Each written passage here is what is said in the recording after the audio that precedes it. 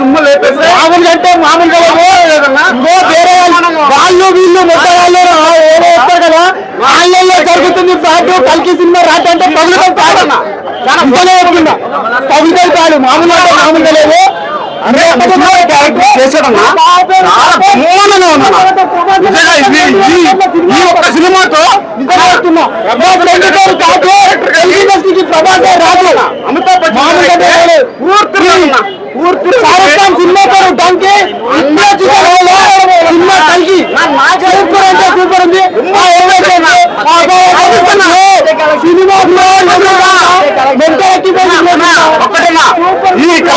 ఈ కలెక్షన్స్ ఎలా ఉన్నాయంటే ఒక బ్రేక్ తర్వాత వచ్చిన కలెక్షన్స్ అనేవి చాలా బ్రేక్ తర్వాత వచ్చిన కలెక్షన్స్. ఏ కలెక్షన్స్ మీరు బీట్ చేయలేవు, అంత బ్రహ్మాండంగా ఉంది. ప్రభాస్ అన్న ఒక రేంజ్ లో నిలిచిపోతున్నాడు. మూవీ నుంచి చాలా ఇష్టం. మూవీ ఫస్ట్ హాఫ్ కొంచెం చాలాసేపు అర్థం అవనట్టు అనిపిస్తుంది. అంటే ఫ్యాన్ గా కూడా చెప్తున్నాను, కాసేపు అర్థం కాదు. బట్ సినిమా అనేది లాస్ట్ 15 minutes ఏదైతే ఉందో పీక్స్, ఇంకా అది చాలా ఒక లెవెల్లో ఉంది. అది హాలీవుడ్ రేంజ్ లో లాస్ట్ 15 minutes అయితే పేరు కల్కి అని పెట్టారు కదా. కల్కి అనేది ఒక కలియుగం గురించి అన్నట్టుగా దేవుడి గురించి అది ఉంటుంది. బట్ కొంచెం నాలెడ్జ్ ఉండాలి మూవీ అనేది అర్థం అవ్వాలంటే. ఫస్ట్ కొంచెం స్లో అనిపిస్తుంది, బట్ ఫ్యాన్స్ ఎవరు డిసప్పాయింట్ అవ్వరు. సినిమా అనేది లాస్ట్ 15 minutes అయితే పీక్స్. చాలా చాలా super. Keerthy Suresh voice, Prabhas voice చాలా బాగుంది. అంటే ఇప్పుడు ఎలా చెప్పాలంటే ఇప్పుడు సినిమాలో లాస్ట్ ట్విస్ట్ ఉంటది. ఇప్పుడు మనకి ఆడియో లాంచ్ లో అది అమితాబ్ బచ్చన్ గారు, కమల్ హాసన్ గారు అన్నట్టు చూపించారు కదా. బట్ అది లాస్ట్ ట్విస్ట్ అనేది లాస్ట్ రివీల్ అవుతుంది. ప్రభాస్ గారి యాక్షన్ పీక్స్ లో ఉంది. అమితాబ్ బచ్చన్ అయితే వేరే లెవెల్. అసలు ప్రభాస్ ని వేరే వాళ్ళు ఎవరైనా డామినేట్ చేస్తే ఫ్యాన్స్ యాక్సెప్ట్ చేయరు. బట్ అమితాబ్ బచ్చన్ గారు పెద్ద ఆయన కాబట్టి ఆయన ఇంకా చెప్పగలేదు, ఆయనదే main domination. Kamal Haasan twist అది నేను రివీల్ చేయదలుచుకోలేదు. విజయ్ దేవరకొండ యాక్టింగ్ బాగుంది. ఆజీ ఏదో చిన్న కామెడీ పెట్టారు, బయట ఆయన కామెడీ కదా. బ్రహ్మానందం అంత నార్మల్, ఆయన కామెడీ అంత ఏం లేదు. ఓకే, అక్కడక్కడ కనిపిస్తారు బ్రహ్మానందం.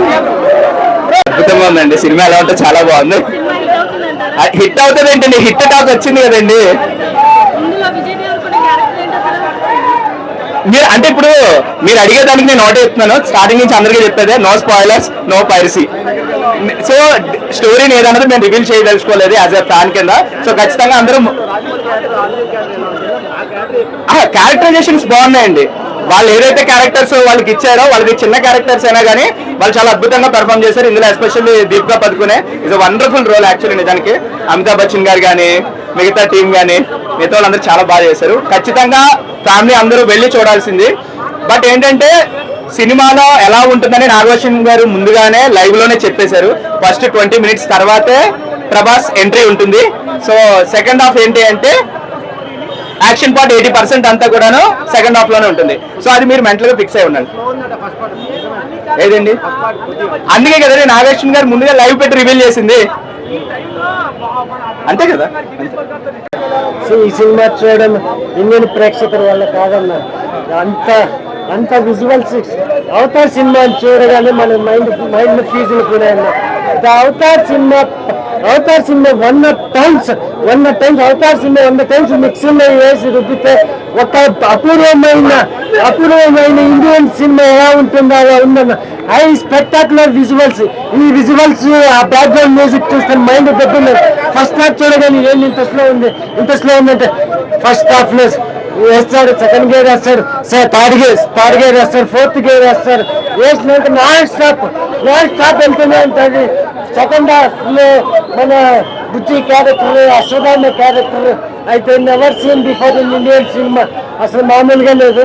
ప్రపంచ బాక్స్ ఆఫీస్ ని బ్లాస్ట్ చేయబోయే ఇండియన్ సినిమా అని సగర్వంగా చెప్పుకునే సినిమా. సరదాకే బాక్స్ ఆఫీస్ ని బ్లాస్ట్ చేయబోయే ప్రభాస్ ఇలాంటి స్ట్రాంగ్ కంటెంట్ పడితే ఏ రేంజ్ లో బ్లాస్ట్ అవుతాయో, ఏమి ఊరుతుంది మీ రేంజ్ లో ఉంది. ప్రపంచం గర్వించదగ్గ ఇండియన్ సినిమా. మీకు ఇంకా బ్లాస్టింగ్ సౌండ్ అర్థం కాలేదన్న. ఇంకా బాహుబలి సినిమాలు అంటారేందన్నా. అవతార్